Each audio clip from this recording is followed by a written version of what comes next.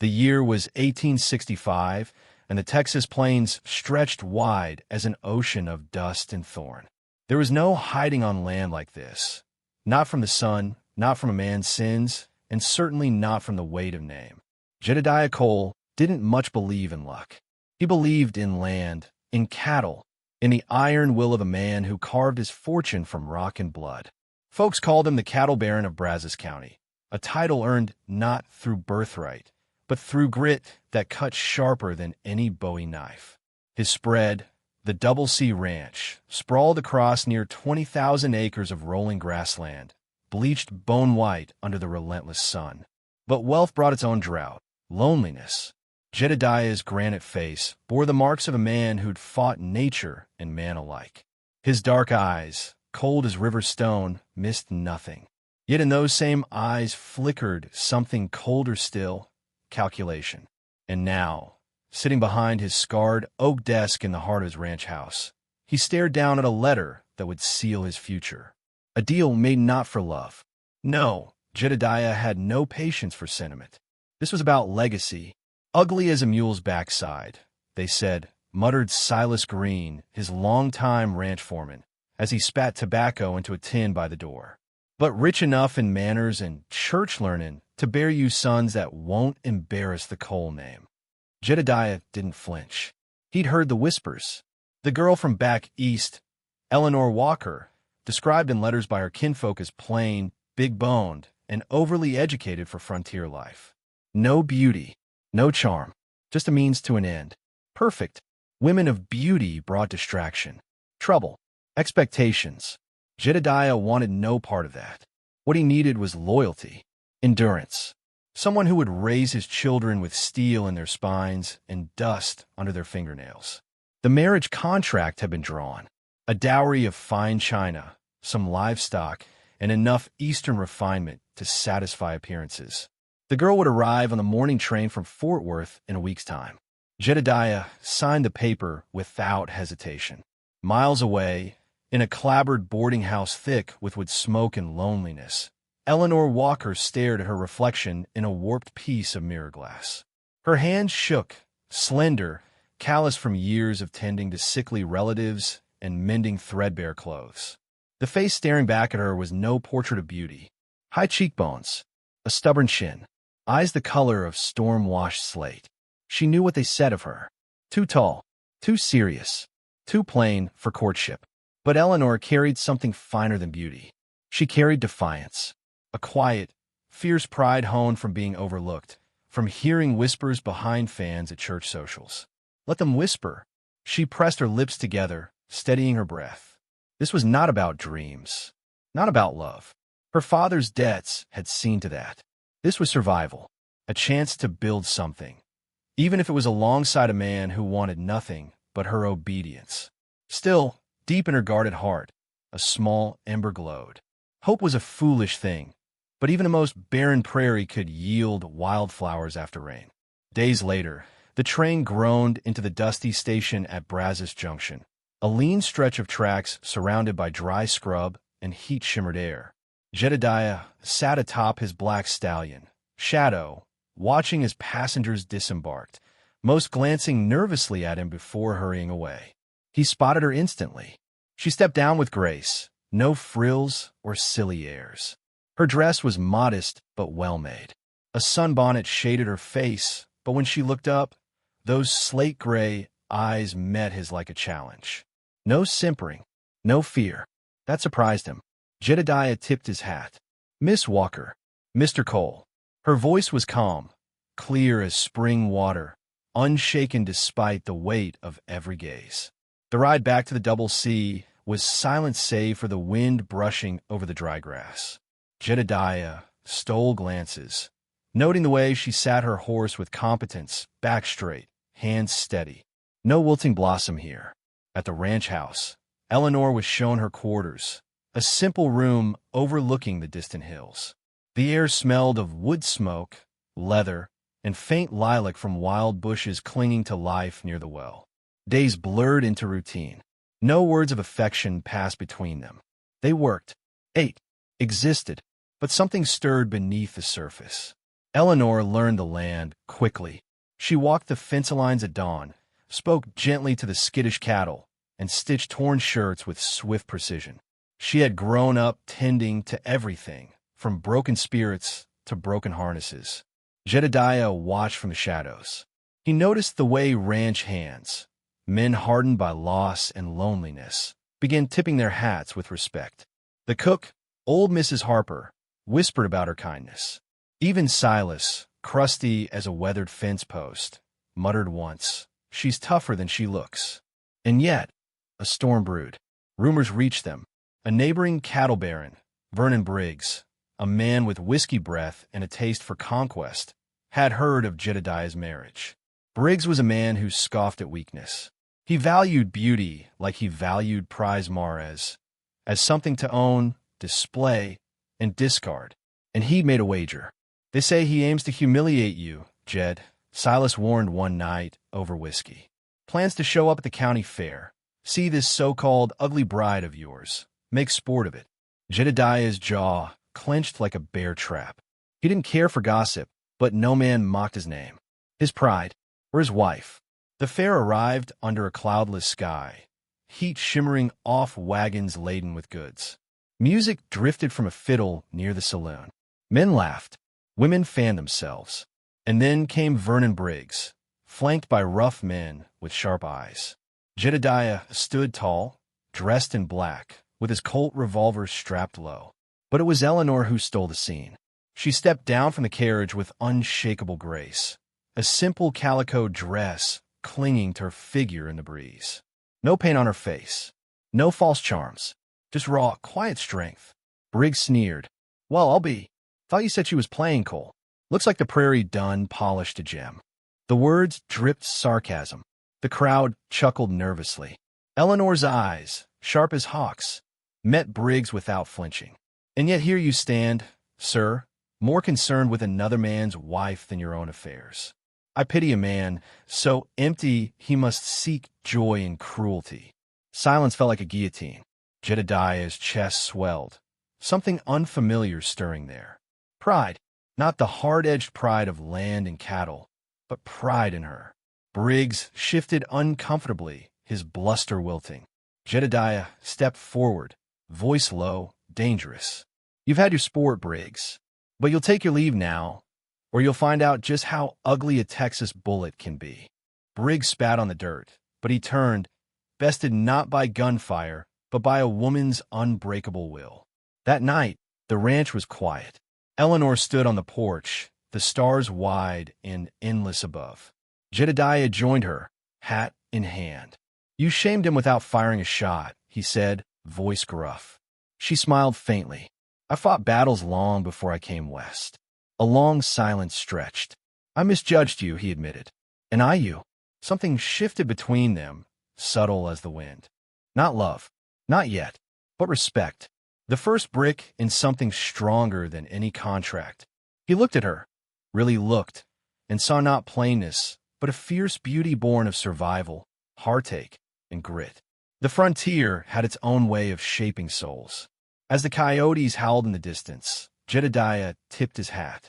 "This land's harsh, Eleanor, but it favors the strong." She met his gaze, unflinching. "Then perhaps we'll both survive it." And for the first time in years, Jedediah Cole felt the stirrings of hope. Unexpected, stubborn, like wildflowers blooming in dust. But the West was never kind for long.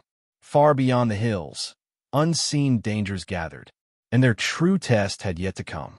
The wind cut sharp through the cottonwoods, stripping them of their last defiant leaves.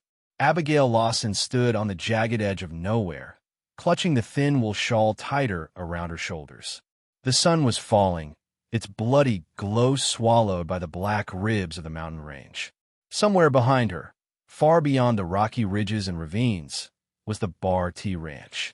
And Mason Calderon, the man who'd bought her like a head of cattle, judged her with cold, pride-bitten eyes, and walked away. That should have broken her. Instead, it set her burning. Her boots, city-soft and ill-made for the frontier, were scuffed, the leather split near the toe. Her skirts, once serviceable traveling cloth, now hung in tatters where bramble and thorn had taken their tax. She had no horse, no guide, only a heart blistered raw with humiliation, and some ember inside that would not die. The land was savage, unfamiliar. Every turn looked the same. Gnarled juniper trees hunched like old crones, sandstone cliffs rising without mercy. Somewhere water waited. Somewhere she would find shelter, or die on her feet trying. Coyotes yipped in the distance, closer than before. Abigail pressed on. The stars began to rake their icy claws across the heavens. She stumbled upon a dry creek, following its twisting path, certain it must lead somewhere. A spring, perhaps, or some forgotten lined shack. It was then that she heard it. The faint scrape of iron on stone.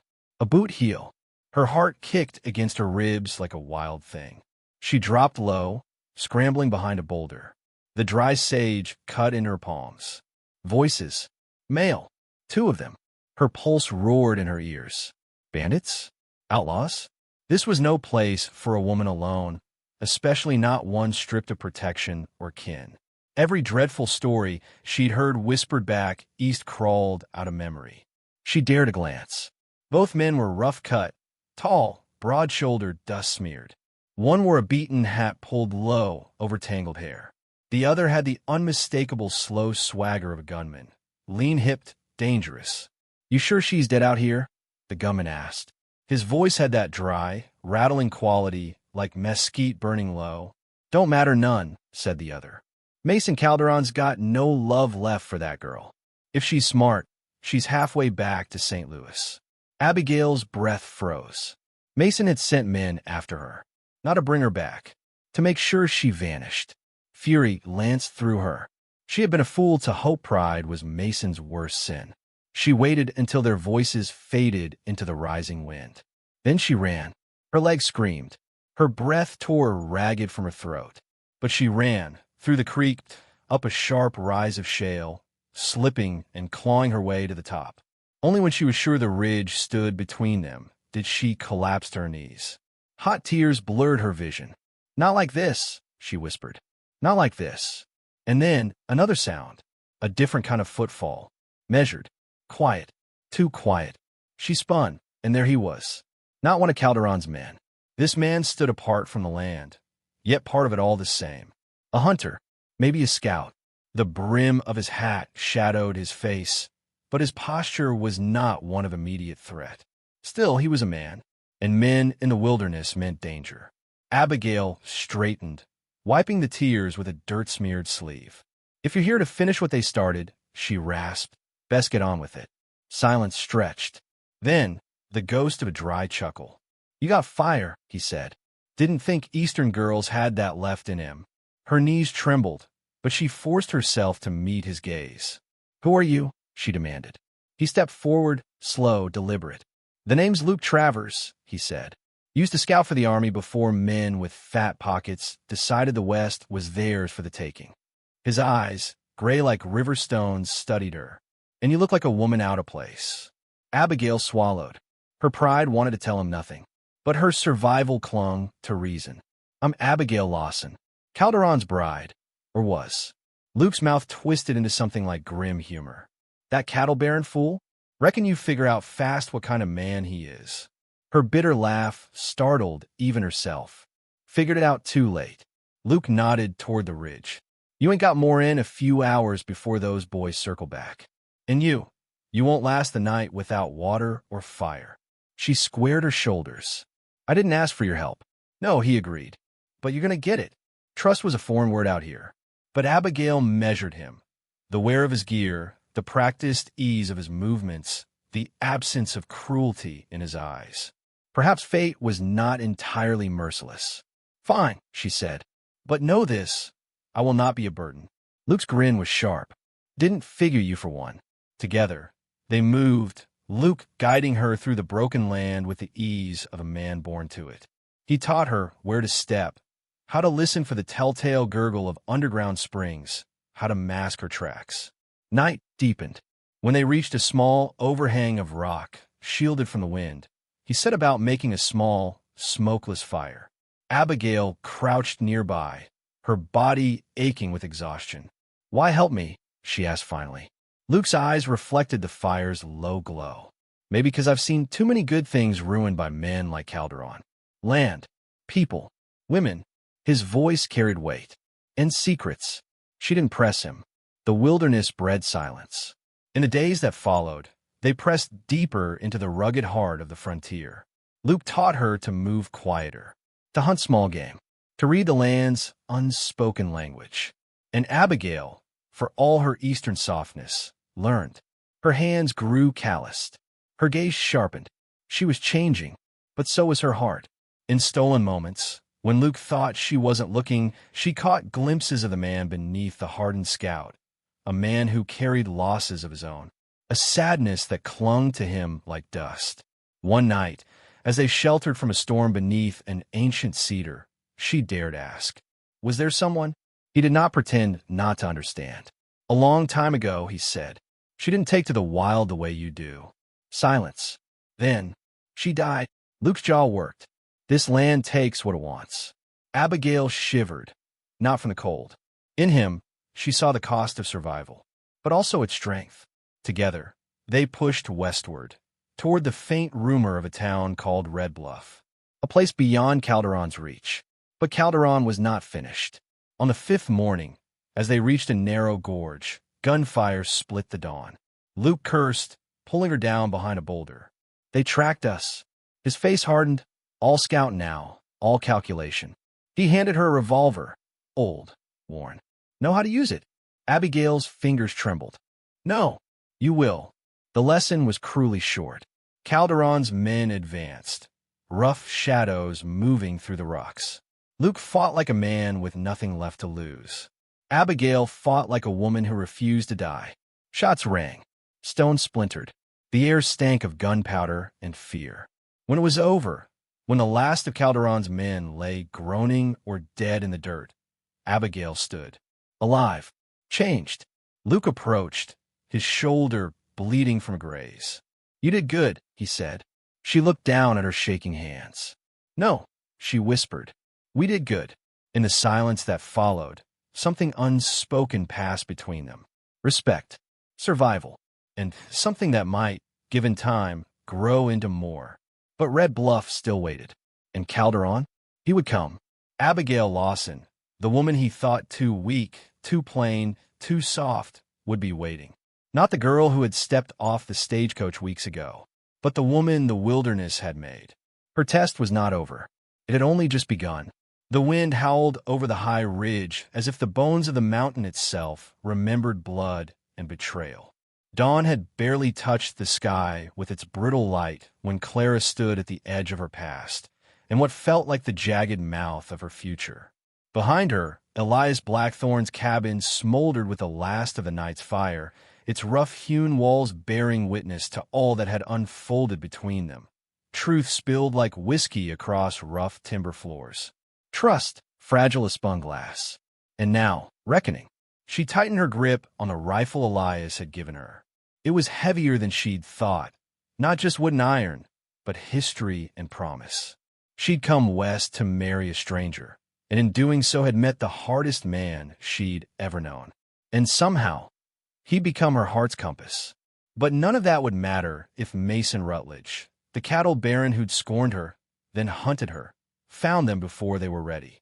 Elias stepped up beside her. His dark eyes swept the valley below, sharp and unreadable. "He's coming," he said. Not a question, a certainty. Clara swallowed hard. "How many men will he bring?" "Enough to drag me back in chains. Enough to finish what he started." The wind caught her hair, whipping it across her face. She no longer felt the weight of who she'd been back in Charleston, the plain, overlooked daughter of a ruined family. No, the frontier had scraped her raw and shaped her anew. There was iron in her blood now, and fire in her chest. Elias turned to her, voice low. "You could leave. There's a trail east, fast and hard. If you ride now." Her laugh cut him off. Not bitter, but sure. "I didn't survive blizzards and wolves just to run from a coward in fine boots." He stared at her a long moment. Then, for the first time, smiled without the hard edges. "You are something fierce, Clara Rutledge." Her heart kicked in her chest. Clara Blackthorne, she corrected. And just like that, the moment sealed between them, there was no going back. By noon, dust rose on the horizon. The Rutledge men rode hard, their silhouettes jagged against the endless sky. Mason led them, tall, cruel, and dressed like a man who thought money could buy power or a woman's worth. He'd once called her plain, disposable, but now she knew different. She was no man's transaction. Inside the cabin, Elias laid out their plan. Sparse words, sharp glances, weapons ready. They'll expect us to hole up inside, he said. We won't, Clara answered. He arched a brow. No, ma'am, we won't. The trap was simple and deadly. As the riders closed in, Elias set the brush alight behind them. Smoke curled like black serpents, choking the trail Mason thought would lead him to an easy prize. Gunfire cracked, harsh and bright in the thin mountain air. Clara moved like she'd been born in the saddle, flanking the enemy from the rocky outcrop Elias had shown her days ago, back when survival had been a lesson, not war. Rutledge's men scattered under the sudden assault, their fine eastern coats no match for the wilderness or the fury that awaited them. She caught sight of Mason, his sneer turning to a snarl. His voice ripped through the chaos. Bring me the girl. The girl. As if she hadn't buried that weak-blooded creature weeks ago. Clara stood tall on the rise, rifle braced. I ain't yours to command. Their eyes met across the divide, the past and all its poison coiled between them. You think this changes anything? Mason roared. I own this land. I own everything on it. Not me, she said, voice steady as stone. Behind him, Elias moved silent as death, his revolver gleaming in the shadows.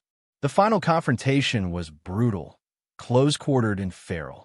Mason lunged for Clara, fury twisting his face into something monstrous.